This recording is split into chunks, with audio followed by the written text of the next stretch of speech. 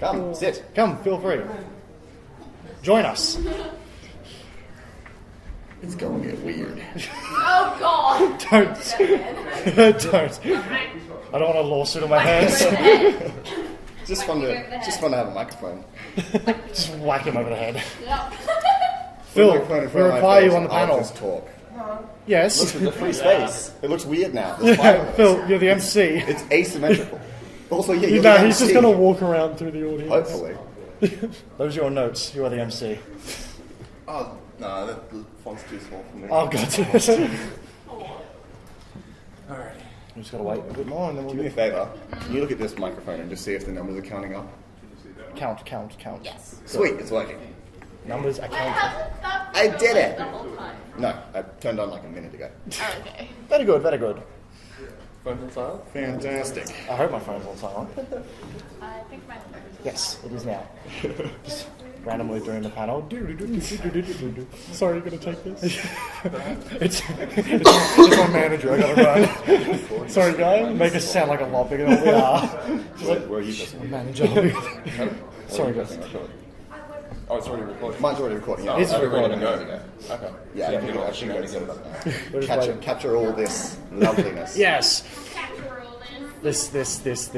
What was your name again? Sorry? Reese. Thank you. We're all friends. We're We've friends all here. met before. Yeah, we're friends here. This is like a sweet collab. Me and Greg are great buddies. Hang out all the time. Hello, good people. Welcome. People. People are good. That's a good Let's thing. just not scare them Don't off. worry. okay? Yeah, let's just not scare them off. Exactly I'll right. stay quiet then. Still good for now. Hi there. Hello there. That is way too good. I hope you realise that, right? Thank you. Yes. I think. It's shockingly accurate. Thank you. Yes, you're welcome, good sir. I think. Thank I'm not sure. Shockingly. take it as you compliment. take it as you will. Take it as you will. Doesn't matter how I'm giving it. You take it as a compliment. Yes, exactly. Then we'll still be friends. Exactly right. I guess. What yeah. time is it? It's 10-ish. 5, 9, Solid 10 o'clock-ish. 10 o'clock-ish. Solid You 10 were o'clock, close even enough. 10 of the dot. I do everything Yeah. on an ish We're, level. we're professionals. Clearly. We're going to have 2 minutes of free play. Oh, God. Bonus footage. The gag reel. How us YouTubers speak. Yeah. Gag reel time. One thing I want to do, like a fun game I want to do for my next podcast, is have like purposeful gag reels. So like you have to force people to like start talking and then like purposely mess up and make it seem like it's a real like screw up. Yeah. See. Yeah, it's recording. I'm pretty sure. I had to make sure. How dare you? How dare you question? You question me and my authority. Excuse me, sir. Good morning, everyone. Thank you for joining us. My name is Philip Meadows. I run a channel called Dyslexic Beanie, and I'm one of the admins of the Canberra YouTubers. Today we have all the other admins plus 2 guests, which is Reese and Mickey, but I'll introduce them to you in a second. The Canberra YouTubers Facebook page started with a very small group of friends, and it's just getting bigger and bigger and bigger. And we're starting to have more events, and we're just really starting to have a lot of fun and collaborate with one another. Is there anyone here that has a YouTube channel themselves? Awesome. Hey. So, are you on the page? Oh, up the back there as well. So you guys should join us on the Canberra YouTubers page because we're starting to do a lot more events and have a lot more fun and connect with one another. So I'm a compulsive student. Since starting YouTube, I feel like I'm becoming a narcissist. It's also been a really amazing journey of self-discovery, and I think that's what YouTube brings out in a lot of people. So I'm just going to pass it down the line and get everyone else to introduce themselves. Alright. I am Lachlan Winks. I run a channel called Pathetic Industries. Basically, thank you. You're welcome. I just love the channel name. I love that. It's great. Basically, I just do like filmmaking things, just kind of whatever I want. Recently, a lot of like voice acting tutorials and stuff. I kind of started out doing it because I started film at uni, and it was kind of just boring because I wasn't making enough films in my film degree. So I decided to make films for YouTube, and that's why I'm still here. So, morning everybody, my name is Cameron Burgess. I run the channel Kamikaze78, it's a gaming YouTube channel. At the end of the day, I just try to post funny or informative content, just something that'll give my viewers something in return. It's all about giving the viewers something and making sure that your content achieves something at the end of the day. Really just started because, I'm passionate about gaming, and I figured, why not share that passion with people and see how it goes, and here I am today. So, yeah, that's sort of me. Hey everyone, I'm Reese Kerrick. I run the YouTube channel Reese Kerrick. I mostly do vlogs and travel videos and comedy skits and challenges and all of that sort of thing. I started doing YouTube after I had been watching a lot of people like Tyler Oakley and Connor Franta for a long time, and I just felt inspired by them. So I started videos about a year and a half ago, but then I stopped for a while because of school, and then I've just started back up again recently. I just enjoy, I just try to entertain people and either cheer them up or give them something to enjoy in their day. And I just feel like that's a really fulfilling thing to do. So, yeah. Morning everybody, my name's Dylan Garcia. I go by the online alias of Loach. I'm part of actually a collaborative of 5 of us, despite the fact that we are actually called 4Play. It originally started as a gaming thing, where we all like playing video games and that sort of stuff. So we got together, decided to start recording these things, putting them on YouTube. And since then, it's stemmed into a lot of other things. Machinimas, comedy skits, just general videos about God knows what. We get the opportunity to do all sorts of collaborative stuff with guys like Phil, Lachlan, specifically on one of the Machinimas called Crafting Heroes. But yeah, it's basically been a completely different sort of scenario to these guys in the sense that I don't do this by myself, I do this as part of a collaborative. And the sense of breaking off from that collaborative is sort of better for these guys, but I haven't really done that before. So I guess I give a bit of a different view, but I'll pass over. Hi guys, I'm Nikki. I run a channel called Nikki's Smooth, and I pretty much do music and do some little films here and there. I pretty much started my channel because, to be honest, it was just a peer pressure thing. My friends wanted to listen more of my music, outside school and stuff. So Nikki, make a YouTube channel, so I did.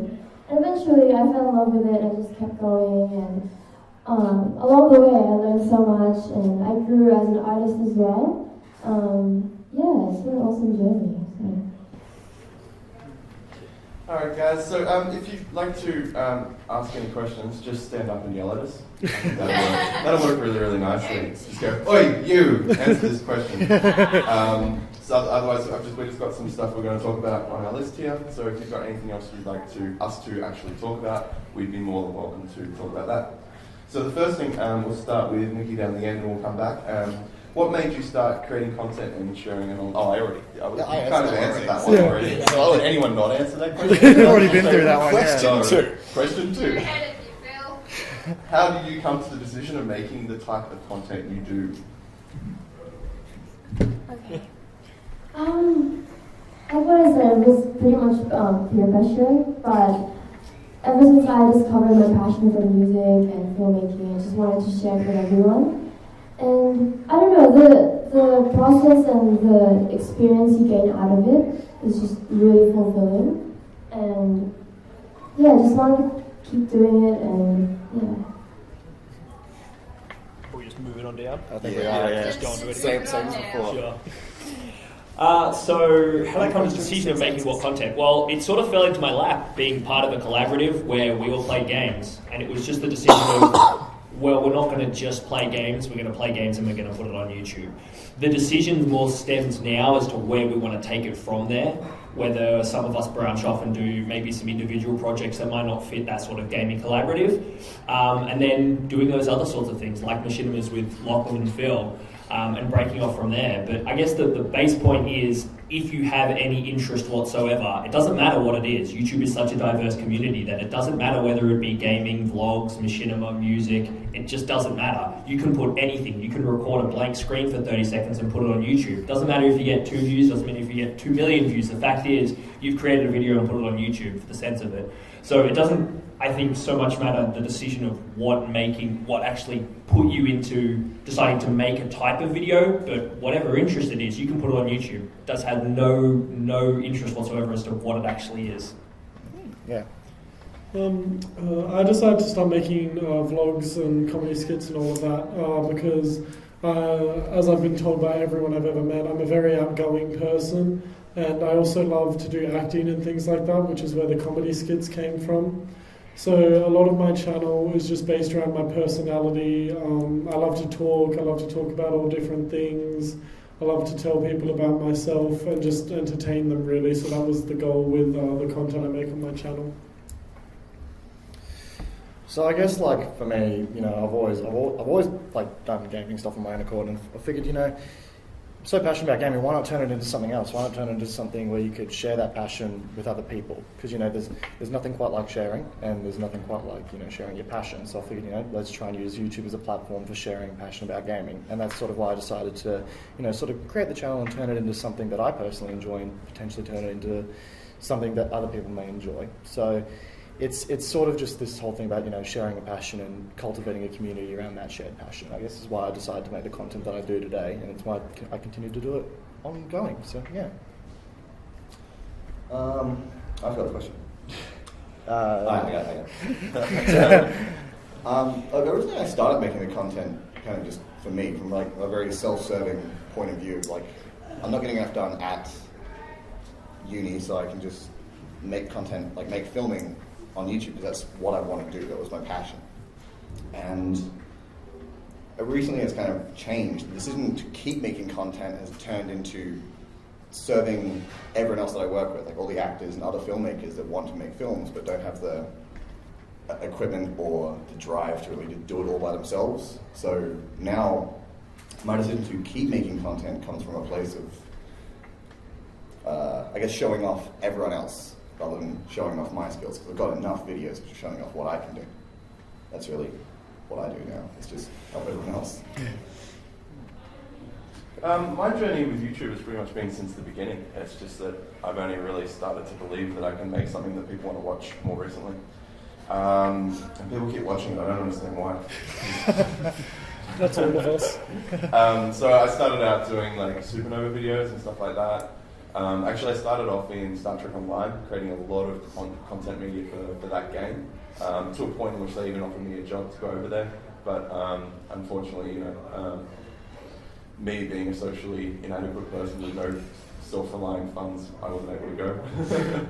So yeah, the community of YouTube was really, really small back then. I remember a forum, which was just YouTubers, and pretty much everyone on YouTube was in this forum, and there's probably about 10,000 people in it, and you really got to know everyone.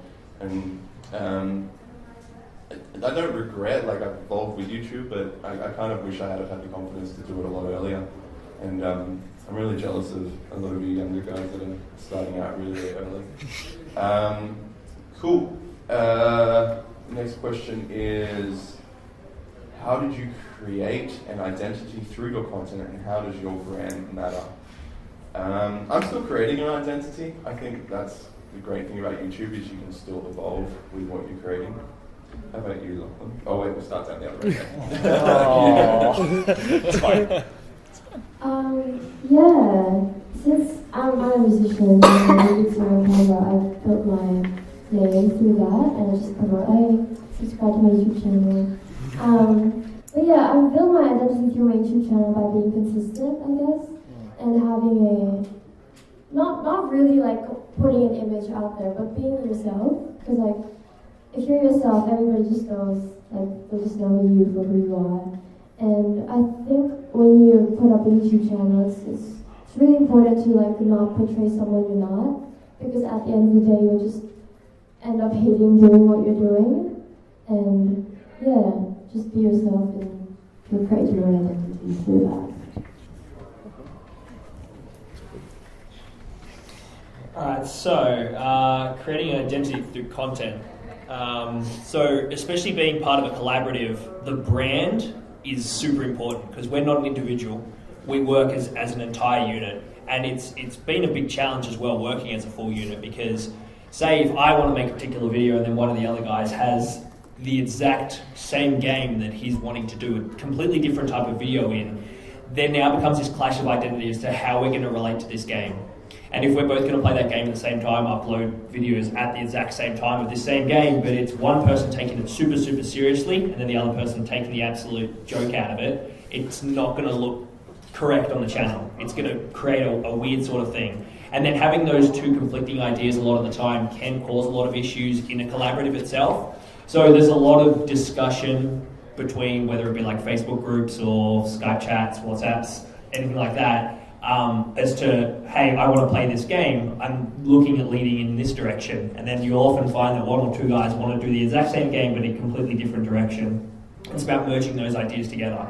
And through that we've created sort of this, at times we can be really, really silly, and then at other times we can be super, super serious. And it's not that we're always silly, it's not that we're always serious, but we've got the potential, being five of us especially, that we can jump pretty radically through it. But we have to be very careful that we don't do it in the same sorts of games, very close together. Because if not, it just looks gross. It just doesn't come out right whenever you're searching through videos and such. Back on what Mickey said about consistency and keeping everything so that it relates back. All of my videos, I've got an outro, it all ends the same way and it links back to my previous video.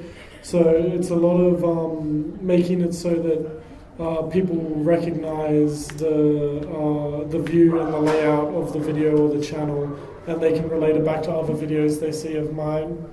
And also making everything match, like across social media, is really important with brand. So I've got channel art that I've made and it matches across Twitter and YouTube and Instagram and everything like that, just to make it, and the names are really similar across those platforms, just to make it easier for people to find me and keep up with the brand. And on creating an identity, a lot of mine was just being myself in all my videos, and not trying to make myself more excited or change my emotions for how I'm feeling. Just doing what I feel like doing at the time and not forcing myself to do something just because people want it or I think it'll impress people, doing what I want to do. Because I feel like that's when you're most authentic and you're most you, because you're doing what you love and what you want to do. Yeah, I couldn't agree more. You see, brand and identity on YouTube is something that quite a lot of people starting out tend to get wrong, because they tend to think, hey, there's PewDiePie over here and he just, he makes loud noises of video games and he's popular for it. What if I do the same? Well, then people are just going to call you the next PewDiePie, and then they've got no reason to watch your content. At the end of the day, being yourself and being your own identity is the most important step, and that comes with creating a brand. So consistency in your videos, as Mickey said, is absolutely key, whether it be incorporating the same kind of text that you put in your videos, whether it be incorporating the same intro, outro, some style in the way you speak, some style in the way you edit your videos. It's how people can relate to you. I watched a YouTube video from a bigger YouTuber who was discussing the use of thumbnails in branding, and he said that somebody should be able to look at your thumbnail and determine what the video is going to be about and who it is by before even looking at the title or the author. And I couldn't agree more. It's all about creating that image that you use to project yourself out there. A thumbnail is like the first impression someone is ever going to have of any of your videos. And if they can see that it's got a particular style to it, then they can associate that style with you from the very start. And if you show that through your channel art, whether it be on your social media or on the channel itself, it really helps for you to project a brand and an identity. So it's all about, that's always one of the greatest challenges when starting out on YouTube, setting up an identity, making sure that you're unique up there without trying to copy somebody else. So yeah, brand and identity and consistency is very important. Yeah, I agree with all that. The originality is important to me, but coming now for what my channel is to, as I said, help all the other random actors and crew people that I work with. Professionalism is the identity that I have had to create pretty recently, actually, to help out all these, the actors and the other filmmakers that I work with, to show potential employers watching these videos for those people's CV, like a film resume, that these people can be professional and they want to actually get into paying jobs. So being professional now is the biggest one for me. The identity of how it's like, I mean, without saying again, professionalism is the one like key word that goes across my whole channel now. So we just have to look like we are, and actually just be like the real deal in filmmaking in Canberra. Cool. So some of your yes. Thanks for giving up your time today to talk to people out with this. So No problem. people who want to get started, I think Ron and Purple Shirt, you mentioned before about like people who don't have the tools. So what's some simple, cheap editing software, things like that you guys might recommend? And also particularly, have you got any tips about what can help people actually capture if they're doing gaming or something like that, so get screenshots free? Cheap editing software. There's a few you can get for free actually. iMovie, I think, is free, isn't it? Yeah, I just found out recently that Avid's got one. Avid's got a small, light version of their program. There's a lot of student versions of programs that you can get for free if you're a student in anything. What's the other one? The non-Apple one. Surly Vegas, is that free? No, definitely not. It used to be free. It used to be That's free. what I'm thinking. That's what I'm thinking of. So, depending on what sort of type of camera you're using, or if you're using more modern stuff, you probably wouldn't work. But Premiere it gives away CS3 for free these days, so you can actually get an early version of Premiere Pro. The other option, if you want to use Adobe, is just to sign up to the 1 month subscription every month and just reinstall it. It takes time, but that's another option if you want to learn a more heavy gearing sort of software. And just with the gaming recording stuff, what kind of console, or are you guys on PC? What console are you guys on at the time? PC. PC? And what I'd really like to know is emulators. Emulators. Emulators is something, you know anything about emulators? Yeah, okay, I'll pass someone over here. Got the emulators. Yep. But so what's the thing for the PC to get screen capture? So there is emulator. Fraps. Fraps is a program you can use. Off the top of my, do you have an NVIDIA graphics card in that computer? Because if so, you can run Shadowplay, which is a free-to-use software. It's built off of the NVIDIA graphics card, which essentially means that you can record your screen and not have any frame rate loss whatsoever. It's really, really, really easy to use. If you've got a graphics card with what's the other company? AMD. They have another software as well. They do the audio as well as the graphics. Correct. Yeah. And with the so is that no worries at all, mate. Dylan, you got anything you want to add? I've got a couple more to... Yep, go for it. Yeah, just a couple more software for recording actual PC itself. You can also use OBS. It's a completely free one. You can use it for local recording. You can also use it for streaming. So it sort of gives you that platform to be able to branch it out into that live streaming if you want to go from there. And also XSplit, XSPLIT, is another one that you can record locally, or like 1080p, or very good. The XSplit generally has smaller file sizes. The only difference is OBS has massive file sizes that you will need to compress down, and especially if you're doing editing where you want to drag like a 30-minute recording, it's going to take your computer, depending on how old it is, potentially 1 to 2 hours before you can even edit it. Try and start small. Yeah.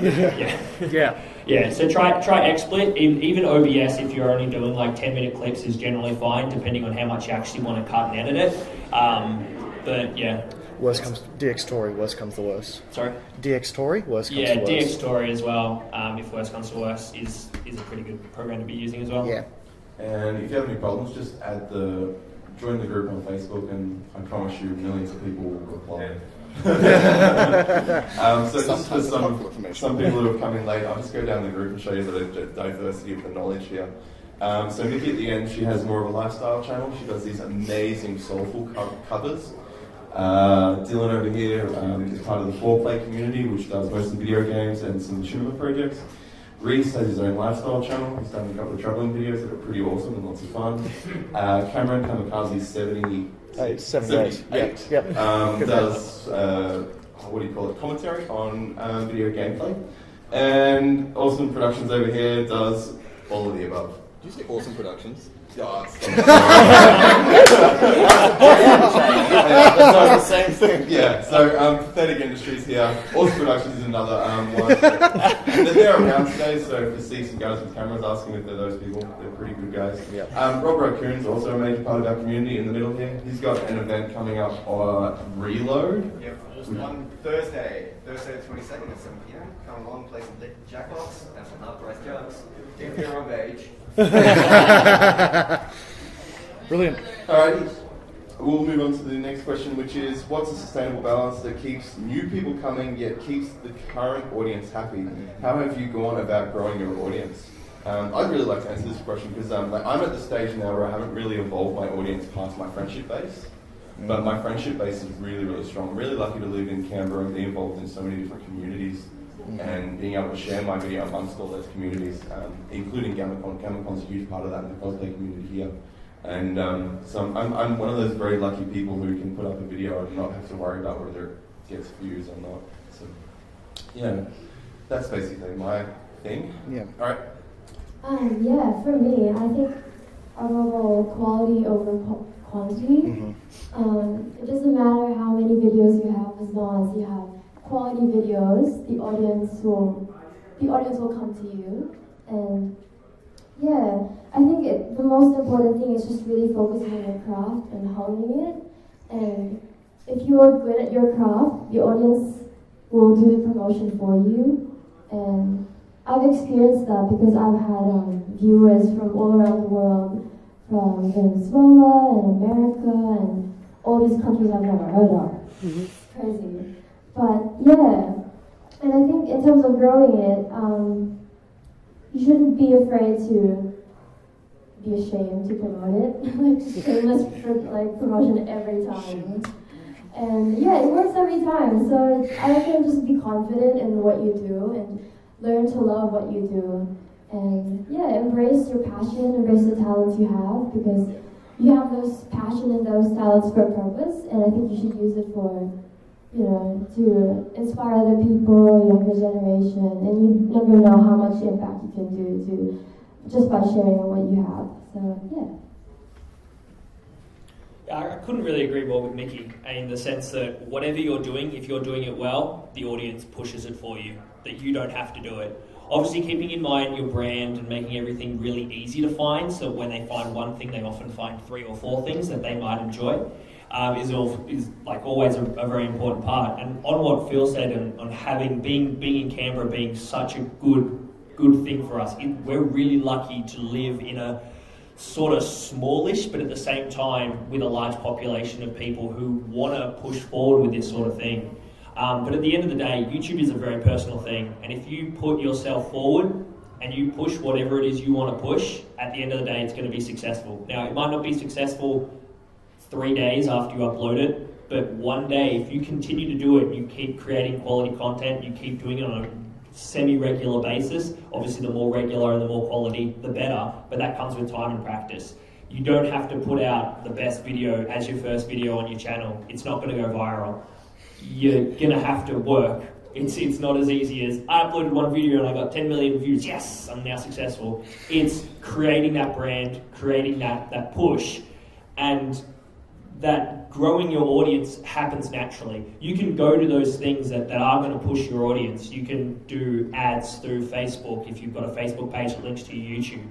You can do live streams, you can do giveaways, you can go to conventions and give out cards. You can do all of these things that can potentially grow your base, but at the end of the day, you still need to have your content. It still needs to be there, it still needs to be quality. You still need to have an amount of videos so that when those people that you've pushed your YouTube channel to go to your YouTube channel don't go, well, all right, I'm going to go to a different YouTube channel now. They want to stay there. They want to hit the subscribe button. They want to watch your videos. They want to see what's going to happen next. Yeah, so the consistency of quality content is really important, and I'm in a situation where I'm still at college and I try to find time each week to film a video, but if I can't set out a proper and good amount of time to film, then I feel like I'm rushing it, so I just skip that week and try and make one for the next week, because I don't want my content to look like it was rushed just to get a video out for the week. I want my content to be quality so people enjoy it. And also I feel like I try to, and I know this is a really cliche YouTube thing that they all say, but I try to treat the videos like I'm talking to my friends rather than just talking to a bunch of random people over the internet. So I try to have it personal, but not like super personal enough that it's like I'm talking to a big friend group, which is really the goal. With growing my audience, I've really just tried to be active on all of the different social medias. I show my videos to my friends and then they show them to their friends, and it goes on from there if they enjoy the video. And it's really about, like everyone's been saying, the quality over the quantity, and making sure that, and the consistency applies here as well, because you want to keep your previous subscribers happy, but you also want to have enough like entertaining and not too relying on the past, so that you can get new subscribers as well and new people to watch your videos.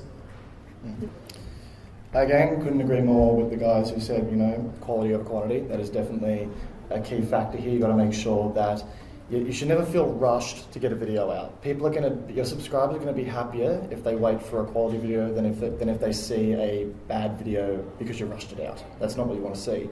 When it comes to actually growing an audience, it's all about being a member of the relevant communities that you're going to be discussing videos about. You always see these people, self-promoting their videos on Reddit, Twitter, Facebook, and sometimes they'll get barely any interaction. That's because the people that are promoting their videos simply aren't community members first. You've got to be a member of the community, a respected member of the community that discusses, the relevant, topics within that community before you actually go about promoting your videos. So it's all about being a member of the community that you're going to be making videos about, and it's also about not locking yourself down too much also to a community, because some communities last long, some don't. You don't want to throw all your cookies into one jar, hoping that community is a lifelong lasting one. Because I'm in a personal situation now where the game that I've been covering for the utmost of 3 years is now somewhat dying, and I'm trying to find a new game to cover. My audience is all like, yeah, no, you should cover this one, no, this one, no, this one, and I get a lot of fragmented viewership. So it's all about keeping yourself diverse enough to the point where you can easily expand, but then again, try and lock yourself down into a community where you can have discussions that are relevant. Again, quality over quantity. It's just kind of the main point of the whole question. But I'm kind of in between Phil and Cameron personally, in a sense that my audience has only just evolved from just being part of just my friends, or people that became part of the audience, recently just became my friends, into now I've got videos that are like getting views and subscribers everywhere that I don't know, like it's just random strangers. And it's really interesting and I'm very grateful for it, but at the same time it does sort of scare me into that I might be put into a pigeonhole, and that all these new viewers and things are coming to watch one type of video. I'm growing an audience, but for one genre of thing I make like 6, 7 different shows at this point. So the hard part now, keeping that balance of the voice tutorial videos that people come to watch and the sketch and short films that I want to make and that the people that I already have want to watch, it's very difficult to keep that balance and trying to find the right balance. I need a thesaurus up here. Just so I can have different words to say. Yeah, no, I agree with that one. Trying to find the right balance to keep the audience that I have and to keep the audience that I've just got. And finding that for me now has basically just been about literally making it balanced, in that I'll have one voice video and then the week after I'll have one short film, and so on, until eventually enough people will hopefully be watching both. And that's what I like. I prefer to have a consistent viewership of people that are involved and actually want to be part of the community of videos that I'm making, rather than just passive viewers that watch one thing and then just leave. Yeah, I can relate to that very, very much. I spent a lot of the last 5 years around a lot of filmmakers, and a lot of them go out and they make something, for example, they wake up one morning and they go, I want to go make a movie about a video about LARP. And then they go out and film all the LARPers, and then they put it online and no one watches it. And they wonder why. It's because they're not part of the community. And that plays into a lot of my content, is the fact that I can go out and make a half-ass a cosplay video and get a decent amount of views, and then someone can go out and make a video that's 10 times better than mine, but because they're not part of the community, they're not going to get as many views as me. Also, production just arrived. Put up your hands. Hey! It's cool. So Cameron was lucky enough to visit the YouTube Google Content Lab, and I know we've covered a lot of it, but is there anything else you'd like to add? Yeah, so basically, as I said, I went to the Google Content Lab in Sydney in May. And at the end of the day, basically, the key point that they made while we were there is that there are 10 driving points that help a YouTube channel as a whole. Now, you don't have to satisfy all these 10 points, but satisfying as many of them as you can helps for you to grow your channel. Those points are accessibility. Can every video be fully appreciated by your audience or by a new viewer? Shareability. Will your viewers share the video? Collaborative. So is the video going to reach out to other content creators and say, hey, I can collaborate with you if you're keen. Targeted, are you targeting an audience on a channel-wide or per playlist level? So is your channel taking a theme, or have you got specific playlists that have separate themes for separate audiences? Conversational elements of directly speaking to your audience, treating them as sort of mates instead of treating them as, putting yourself on a pedestal and putting them down there as your viewers. No, they are people that you interact with. They're not exactly an audience per se. Consistency, so reoccurring elements. We discussed this earlier when it comes to branding and, creating yourself an identity, making sure that you have a consistent element throughout all of your content. Sustainability, can you make more of it? Some issues that some content creators suffer is that they run out of ideas and then their channel hits a dead end. It's all about having a long-term plan and making sure that you can keep creating content for the long term and not running into a dead end at some point through. Somewhat hitting some sort of a writer's block per se. Inspirational is the content coming from a genuine place of passion. For the love of God, don't do YouTube because you want to make money off of it. People will see that and then you are not going to be successful because people do not like to watch content that is there simply for the money. And I think we can all say here that if you are doing YouTube for the money, you're not going to get anywhere. Yep. And discoverability, this is a key one. Will the content be found through search or related videos? And this comes very much from the art of tagging and making your titles findable. With that said, clickbait, don't do it. It's terrible because you run the risk of clickbaiting so hard that people will come to a video expecting something and then not have those expectations filled. I disagree. Did you see my Star Trek reaction video? This is true. But at the end of the day, if you clickbait too hard, then you're going to get into a situation where people are just going to say, if you base your title of your video off of 1 minute at the end of your video, then people simply aren't going to come back because they're going to find you as a disingenuine. Is that a word? Disingenuine. Yeah. Disingenuine person. Yeah, let's go with that. So just those 10 points really tend to drive a channel and really tend to be points that you can focus on, and those help to keep a channel growing. They also discuss 3 categories of content that channels have and how it helps growth. And these 3 types of content are hero, hub, and help. Help is the content that you use to attract new viewers in. It's stuff that can be informative, it's stuff that addresses new people directly, it's stuff that basically says, hey, I'm a useful, funny, entertaining guy, or Bill, come watch my content. Your hub content is the stuff that addresses your already formatted audiences. So people that have been around for a while, stuff like Q&As, challenge videos, things like that. Those are the sort of stuff that your current viewers are going to be really interested in because they have already connected with you on a personality level, and therefore they're going to want to stick around longer to see this sort of stuff. And your hero content is the stuff that you do every once in a while and is going to be a real wow factor.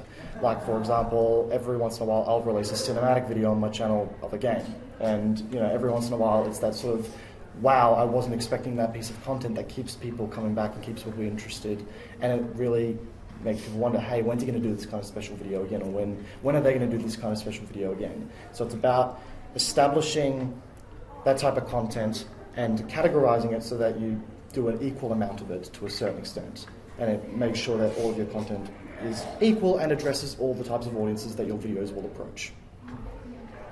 So that's sort of all those, yeah. Gamacon is my hero content. I just want to say a little bit more about that, like clickbaiting. This is something I've dealt a lot with, is having the confidence to put out a title that gets people of a certain audience to your channel without giving them exactly what they want. I think to a certain point that's fine, as long as you're not doing it with every single video. So when I released the Star Trek reaction video, all these Star Trek fans suddenly found my page, and I'm a huge Trekkie. So every now and again now I've got to release something Star Trek related, but it doesn't mean I'm going to deviate away from my normal content. I just to build on that, I think a good way to not clickbait your videos but make them more approachable is to have a question in the title. Like you go Star Trek reaction, is it great, or just that sort of question that keeps the viewers open. I'm going to deviate away from the question just a little bit. Discussion time. Here we go. We haven't planned for this. I might start down. We can start up here with what's your most viewed video and why? Okay. I have to check this. Can I? Have a look. Don't pretend you don't know it off by heart. I actually don't. My most video is actually like really recent. Well, the video itself is recent, but then it became the most viewed even more recently, like maybe 5 days ago. But a show that I started up really a couple months ago, where I basically just do voice impression tutorials. Like I teach people how to do certain voices if they want help with voice acting and stuff like that. I'll take this. And the first one I did, it suddenly just spiked. It skyrocketed. I did one about the Joker, like the voice of the Joker from the new Killing Joke movie.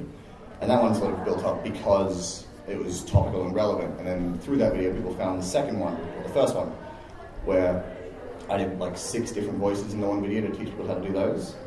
And that one overtook it because people started to get sort of sick of the Joker one because it's not really relevant anymore. They looked at the other one, and now it's my most popular because it's just... The Killing Joke one dragged people in, but the 6 voices in one video kept people in, basically. That's all I got. That's why it's famous. And now you're stuck doing them forever. That's right. That's when the channel changed. I'm going to run out of voices eventually. It's going to be terrible. Oh, yeah. So the most popular video was one I released back in April this year, and if anything, it was just a gameplay highlights video. It was a gameplay highlights surrounding a new feature that just made it into a first-person shooter game I play. And I figured, this video probably won't get many views. It'll just be, it'll just be average. People will enjoy, yada yada yada. Spent a lot of time editing it just for fun. Put Star Wars soundtrack in it just for fun as well.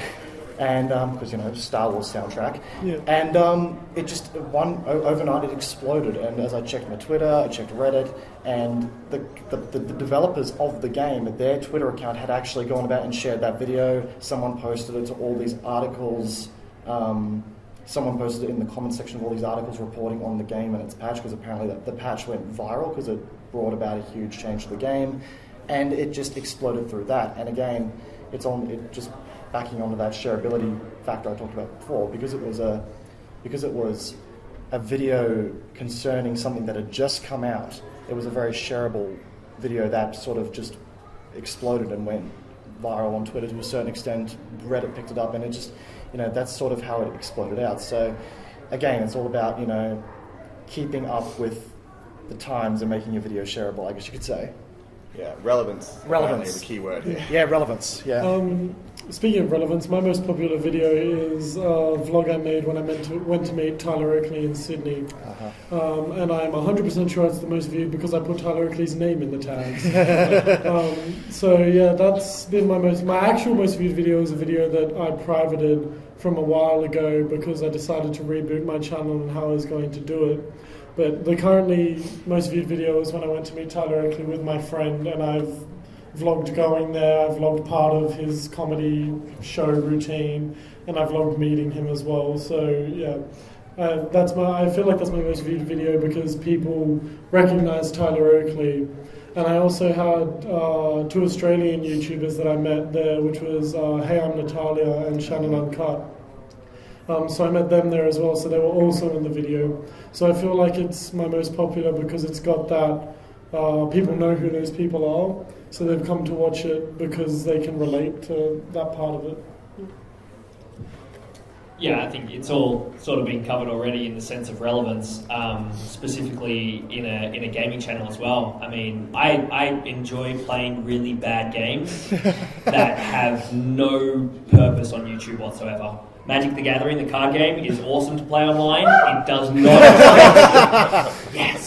it does not translate to a YouTube video. So despite the fact that I'll create 10 episodes of Magic the Gathering and I'll be slamming people and playing really well and that sort of stuff, unless you are at the top level of Magic the Gathering and you capture that really, really specific niche audience, you're going to get less than 100 views.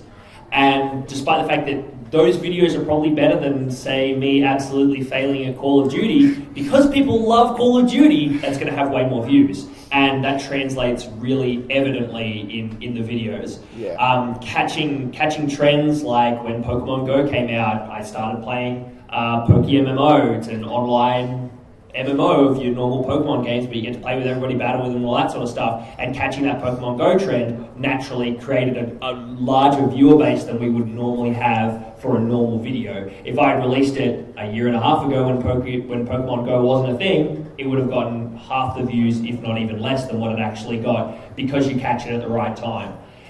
New games, No Man's Sky, all that sort of stuff. It's about catching them at their peak, and then also pushing the right type of content that people want to see, whether it be a walkthrough. People are playing the game at the same time. They want to see stuff that they're not already seeing.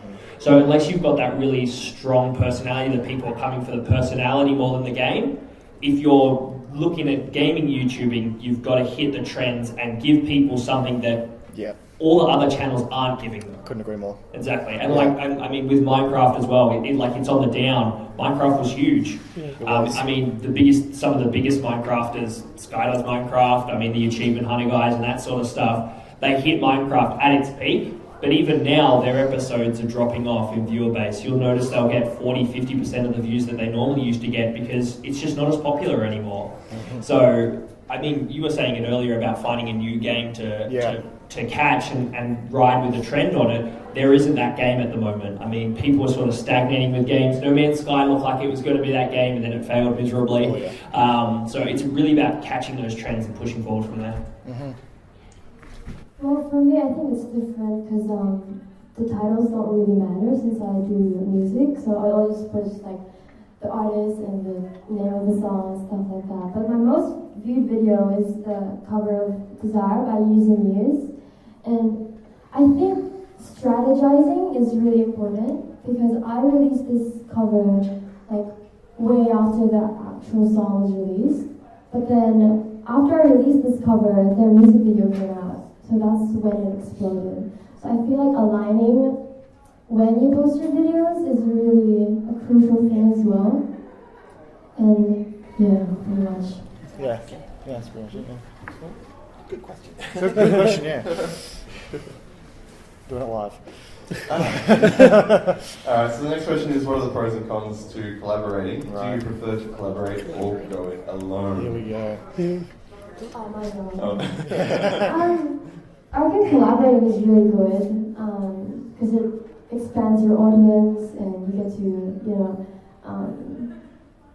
collaborate with other people, other human beings, instead of just locking yourself in your room creating videos. I prefer to do, I don't know, I think I prefer to do it alone right now because I'm trying to just build my name. But eventually I want to collaborate with bigger musicians and, yeah. I might talk for a bit. The mic off from Reese. Yeah, you'll have to wrestle it off me. Being probably the only person up here who's actually part of like a collaborative channel, I don't have my own personal channel that I upload to. I'm only part of the collaborative. So even though I'll have a video that's just me, it's on that collaborative channel. So, I mean, the pros to that is that there can go weeks without me creating a video, but the channel keeps moving. Other people start creating content and putting it on there. I can get lazy for a month and it continues to go. And the same thing, if somebody else has something on for a week, I'll pick up the slack. I'll release a video that I need to push through and edit maybe quicker than I normally would because I know that the other guys aren't going to get something up. So there's a big pro in being part of a collaborative channel in that there's not one person creating content, because it's obviously a bit of a deal to have to, it's a bit of a process, it's very time consuming to actually create a good video, the filming of it, the editing, the actual uploading, all that sort of stuff as well, not to mention the whole idea getting process and such. Yeah. So when you split that workload over 5 people, it becomes much easier. And then when we each have our sort of individual projects, one of probably our main drivers in 4Play, Matthew Estini, he wanted to do a machinima in Minecraft. He called it Crafting Heroes, and he just drove it. And even though 3 of the other guys aren't part of it, it's probably one of our longest running and most successful things on YouTube that we've had so far. And then we've been able to bring in other collaborative guys like Lachlan and Phil, who've both been a part of it. And then that pushes that audience even further. It makes that collaborative effort even easier. So, I mean, in a sense, it is good and bad at the same time. It's easier to create content, but it's harder to organise getting that content as well. When you have to organise 5 people to be in the same place, it's a hell of a lot easier to pick up the camera by yourself and do it. So yeah, there are both pros and cons to it. I think in a general sense, most people would start from them by themselves and then potentially move into a collaborative. I think I've had a bit of a reverse experience in that, where I started as part of a collaborative and then branching off from that would be weird. So I've collaborated once with my friend Lachlan, who lives in Melbourne, and I think the pros of collaborating is that you get to sort of like merge your channel bases, and their audience will see you in their video and they might enjoy that, and then they'll go to your channel and check out the rest of your things, and you might gain some audience. But it's also important to make sure you collaborate with people that do similar things to you. So you don't want to be a lifestyle or travel vlogger and then go and just be in a random gaming video somewhere, because your audience wouldn't necessarily be interested in that video, so it wouldn't be beneficial for you to be in that video and for the gamer to be in your video. Yeah. So it's really important to make sure that it's a mutually beneficial collaboration effort. And it's also important, if you're doing it like me with lifestyle vlogs and things like that, that if you're going to collab with someone, like on my channel we did the 7-second challenge, and on Lachlan's channel we did the Newly Friend game. And I think it was important for us to upload those videos and publish them at the same time, so that when they've finished watching one of the videos on the channel, they can go straight to the other video and check that out if they feel like it. And some of the cons can be just organising it. Like I've been trying to organise a collab with my friend for a while now, but we're just never in the same place at the same time or things like that. And I recently, just on Wednesday, I filmed another collaboration with one of my friends that isn't necessarily a YouTuber, but I get along with them really well. So I feel like the video will be entertaining and things like that because we work off each other. So it can make the content of a higher quality sometimes because you've got that person to work off. So there's no real dead points, because if you're losing something to say, then they might find something else, and then you just keep working off each other. And I love to collaborate. I do also love filming alone, depending on the kind of video I'm doing. But I feel like collaborations are a really good thing when it comes to YouTube. Yeah. I definitely couldn't agree more with Reese's point there regarding that collaborations have to be mutually beneficial. Again, if a gamer appeared in a beauty vlogger's video, there might be a conflict of interest there. But as someone who runs a solo channel, there's that level of being able to just simply say, I'm going to do this video, and just do it. Like, having that level of freedom, just being able to project your own voice is nice to do. It's just nice to say, it's nice to be your own boss to a certain extent. Just say, I'm going to do this, it works on my channel, that's the end of it, I'm just going to do it and have no worries about that. That said though, an advantage you guys have that I am really jealous of is the workload. Sometimes the workload can get a bit immense, especially as a solo channel owner. Words of fun. And also doing university and having a part-time job, it can be difficult to create content, especially when those videos can take up to 8 hours long to make. So being able to split that workload in a collaborative way is definitely a beneficial thing to do. Collaborations is something I personally consider to be hero content for my channel. I do it every once in a while. It's something that wows the audience, and it's something that is mutually beneficial to both myself and the other person in the collaboration. For example, when I covered PlanetSide 2, and I still do, but me and this other YouTuber who both covered the same game, we did a Q&A section together where we took some questions from my audience, took some questions from his audience, and we both answered them in one video, and it allowed for our audiences to cross between each other, interact with each other, and also potentially find a new person to watch.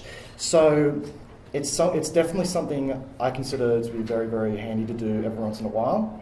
It's something that I see to be very beneficial if you're in the same field as the other person, but I can definitely see the benefits to doing it in a channel form. So yeah, that's just me. For me, the pros and cons to collaborating, it's an easier workload in that there's more people ultimately working on something.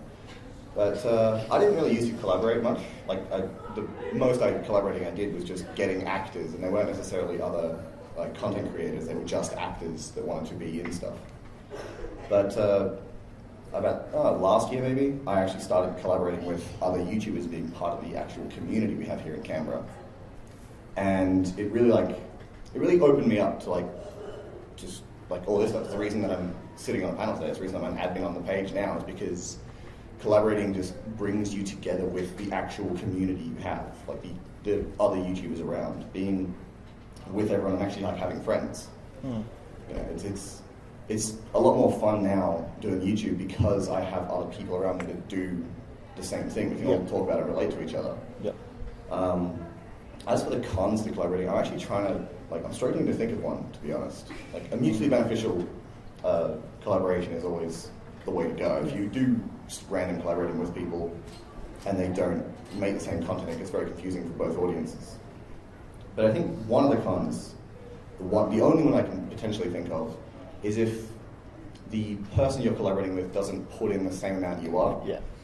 So there's always a chance you take when you collaborate with someone that you make a video and they make a video, and your video comes out, the next day or whenever your video's going to come out, and you're sharing it everywhere. You're really excited about the collaboration with everyone, and then they put out their side of the video maybe a month later, and they don't care about it. Like, this was okay. Check out this person if you want, or they might not even put that in there. There's always that risk you run, which is why it's better to collaborate with your friends.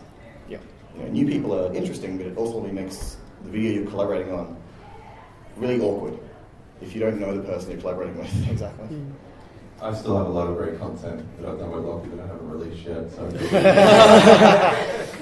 I've got one con too, but there you go. On the other part is that nothing. Whenever you Google Dyslexic Beanie, 3 of his videos come up.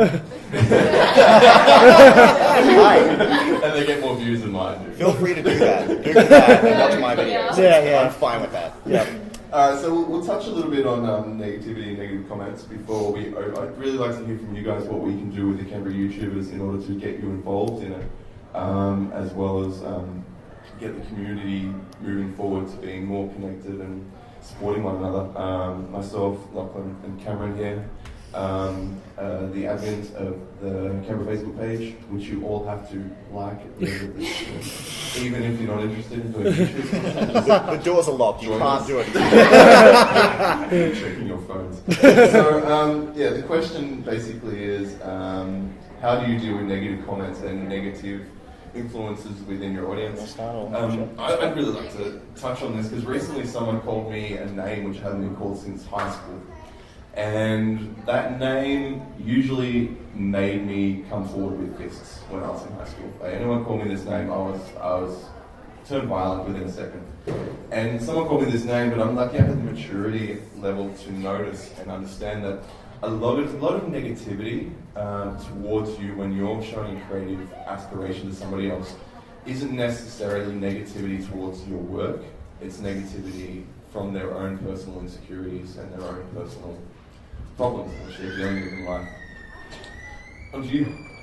I haven't really dealt with negativity in the form of like comments or the audience. I've more dealt with negativity in the form of working with certain actors and filmmakers. Hi. Something's happening out there. What? Someone's excited. Let's just out party them. Have a rave. What was I saying? I don't know. Negative influences is actually more my area of negative expertise. In that some of the other filmmakers that I'll work with, not necessarily in like a collaborative YouTube sense, just in actual filmmaking sense, in that the way they work is different to the way I work. And it's very difficult to adapt like your style to what they want from you. Or it's very difficult to work with them because their creative process is different to yours, so they don't work in the same way. And like you can try and communicate an idea, and they have a completely different idea, or they're very, very stubborn about keeping their idea. The negativity. I didn't get it. The negativity there is just in disagreements, and it's. I think collaborating actually is a good way to work through, like working with people, figuring out, getting practice at actually working with people, which is an important skill anyway. I mean, there's always going to be negativity on the internet. That's just how it works. You've got, people who just simply create troll, hate accounts. Nice hat. I do like that. Is an amazing hat. Something I personally like to do when it comes to, if say I get like someone who's hating in the comments, calling me every name under the sun, it'll just be a case of not out-hating them, but outsmarting them. Just, turning the comment on themselves, because the community is more likely going to revolve around your reply as opposed to, supporting that hate comment. Other than that, just ignore it, because there's always going to be people who just simply hate for the sake of hating. There is a very strong difference in the comments section of videos between discussion, feedback, and hate. And it's all about identifying the differences between those three and then commenting appropriately. And I'm sorry, Reese, I know that it's a really good question. I would like to share it, but we're going to have to finish up because my clock is 5 minutes slower than everybody else. Time for one question. Any questions? If anyone got any questions? Any questions? Yes. Have you suffered any pitfalls during your YouTube stay? Pitfalls. Me personally, or anyone else? Anyone want to talk about pitfalls? We can only have one. Raise your hand. Going. I've got nothing. The answer is no. As in like personal pitfalls? Personal, professional, maybe things didn't go the way you wanted them to, maybe something stuffed up here and it may have left a mark for a few. With editing is always the place in which you're all full of shit. Sorry. G-rated. Editing is where it will fall apart because that's where all the technical challenges are. Yes. Sometimes with filming you can have some problems, like you set up the camera wrong and it comes out bad. But you can always refilm, and refilming something doesn't demotivate you. The thing that demotivates you is when you're editing something, you get to a point where you know how much work you have to do, and you haven't got the motivation to do it. That's where the pitfalls start. Yeah. Okay. Oh, very quickly. All right, real quick. One that I can think of, the one that I have. My pitfalls are my expectations of other people. So, like actors I work with, other filmmakers I work with. Like I'll be. Once again, I'm sorry. We're good. We're done. No. I expect. Sometimes I have a high level of expectations for the actors I'm working with, and they're late because it's raining and they don't feel like driving, for example. that kind of thing. My expectations of those people are always a little high sometimes, and that does sort of get in the way. But in a way that adds more stress to me on the shoot rather than actually hindering the videos. Yeah. Cool. So if anyone's got any ideas towards the Facebook group, please come and chat with us. Yeah. Talk to us. I'll hang around for a bit. Yeah. All right. Anyway. Thank you all for coming. Thank you all for coming. Once again, the YouTube page is Canberra YouTube. Probably should have mentioned that at some point in the video. And don't forget Rob Raccoon's thing at Reload on Tuesday. Thursday. Actually. Hey. He's got flyers. Everybody go to do. Flyers. He brought merchandise. We didn't. Yeah, because we're that disorganized. Oh, sorry. Oh, nice work, guys.